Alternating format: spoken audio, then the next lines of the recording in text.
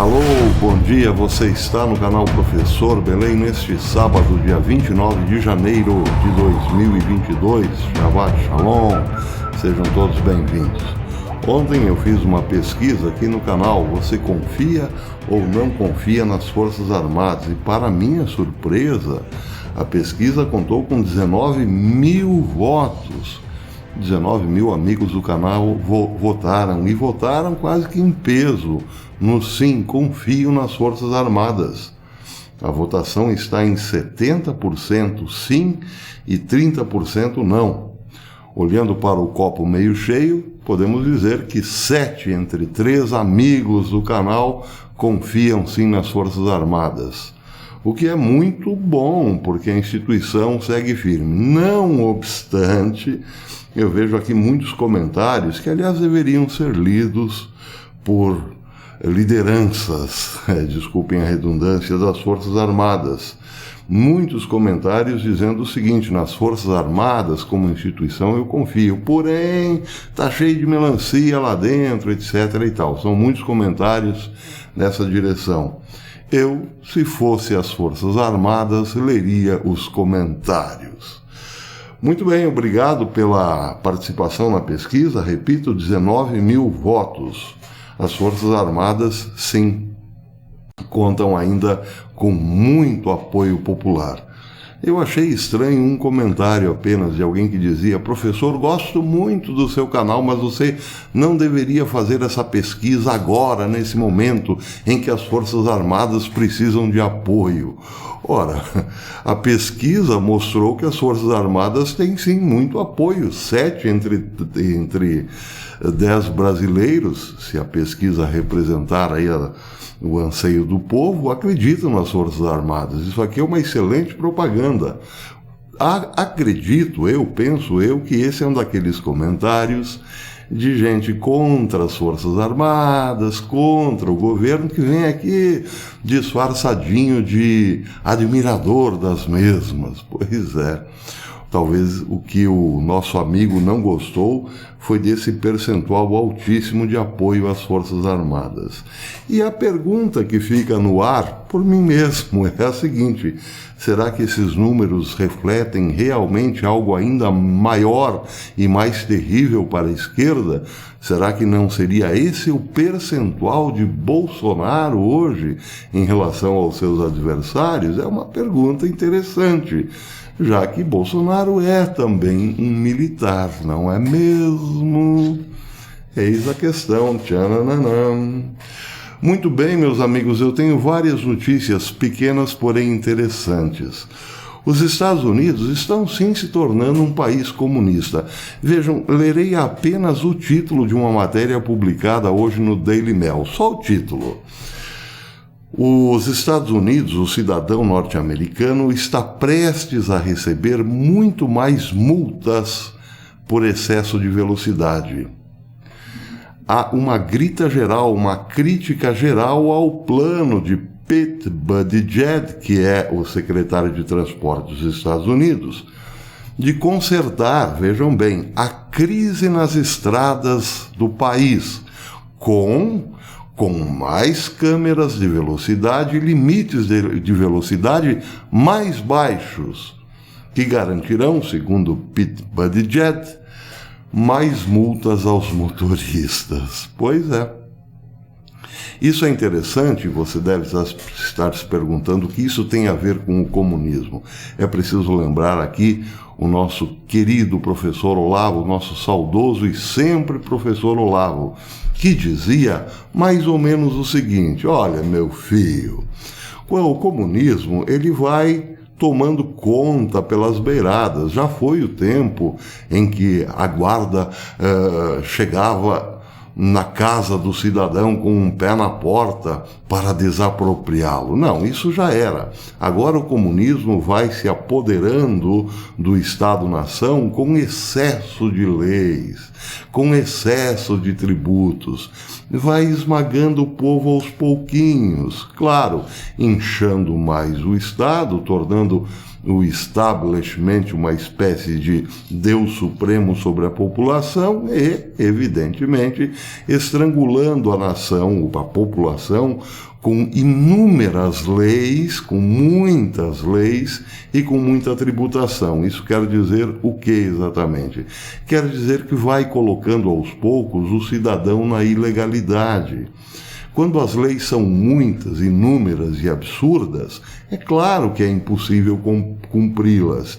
E é isso que quer o establishment, que o pacato cidadão descumpra as leis para ter sempre o rabo preso com o Estado, já que amanhã ou depois ele, imbuído de um espírito libertário, resolve abrir a boca, criticar o governo, bem, aí o governo tem mais do que razões suficientes para trancafiá-lo em algum gulag moderno. É simples de entender. Pois é o que está acontecendo na América.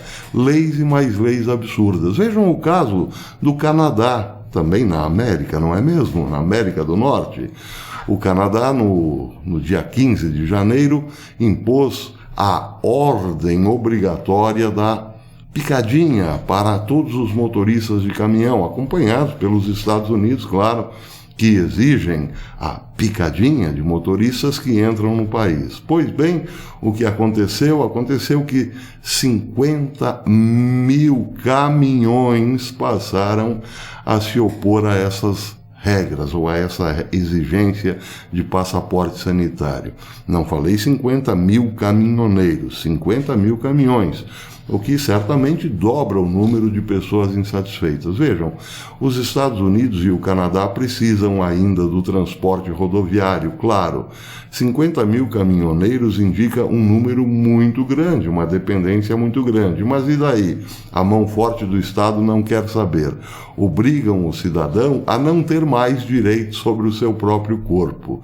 Vamos ver, o protesto no Canadá chama-se Comboio da Liberdade. O Comboio da Liberdade, que está em 50 mil caminhões, hoje tem aumentado, vai aumentar muito nos próximos dias.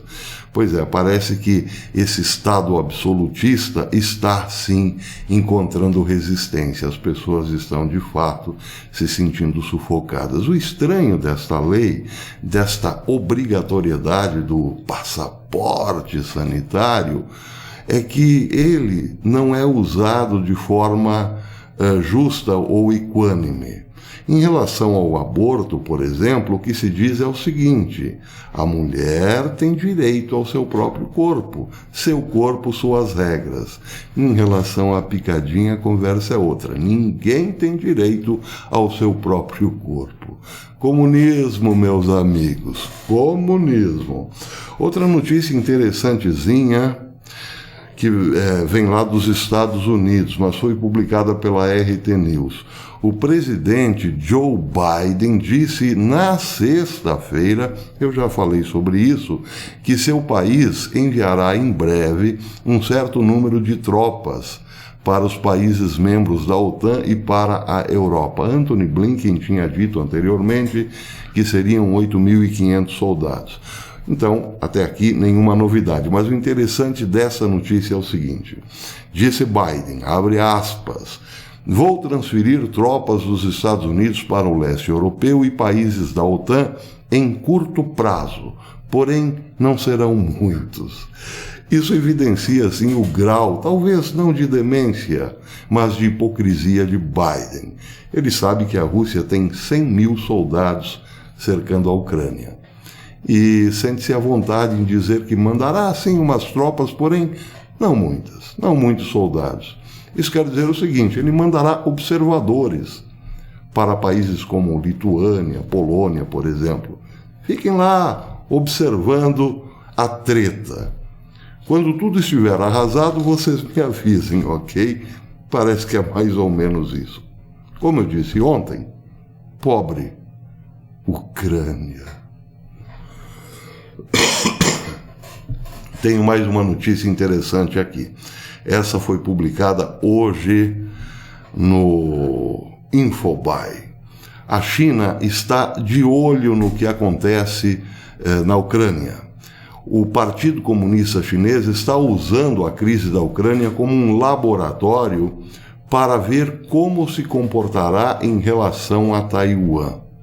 A China já está externando essas opiniões, abertamente, claro, externando, de que o que acontece, o que acontecerá na Ucrânia em relação a uma possível invasão, poderá, sim, muito bem acontecer em Taiwan. Segundo o Infobae, o embaixador russo na China, Andrei Denisov, confirmou que a Rússia está informando a China sobre suas conversas com os Estados Unidos e que os amigos chineses, palavras de Denisov, estão prestando muita atenção ao que acontece nesta crise. Acho que não podemos descartar isso porque a Rússia está trabalhando mais estreitamente com a China. Não podemos deixar de informar a China, segundo o embaixador russo na China, do que realmente está acontecendo nesta crise. Já o ex-secretário de Estado norte-americano para assuntos da Ásia e do Pacífico, Danny Russell, disse o seguinte: onde os interesses de Putin e Xi Jinping convergem é em desacreditar as garantias de segurança americanas e minar a fé na determinação e nas capacidades da América. A capacidade da China de intimidar seus vizinhos cresce na proporção de suas dúvidas sobre se os Estados Unidos virão em socorro de Taiwan. Ele disse também que se Putin invadir a Ucrânia e se recusar a se retirar do território, o fracasso dos Estados Unidos em detê-lo, seguido pelo fracasso em expulsá-lo, reforçaria muito a campanha de Pequim para convencer as pessoas de Taiwan e em outros lugares da Ásia de que a resistência é inútil. Os Estados Unidos não virão em socorro de vocês. Não se preocupem, vocês estarão abandonados, mais ou menos isso.